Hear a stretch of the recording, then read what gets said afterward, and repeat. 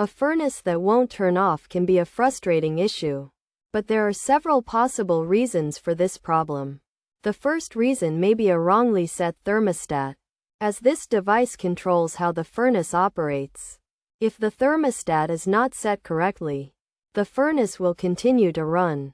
To resolve this, ensure the thermostat is properly set, and consider setting it to auto, which allows it to only run when the furnace is on.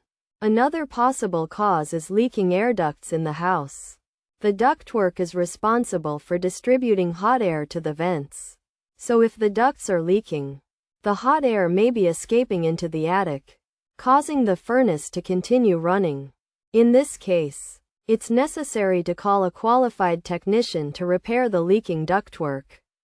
A faulty furnace switch can also be the culprit, as a stuck switch can keep the furnace running.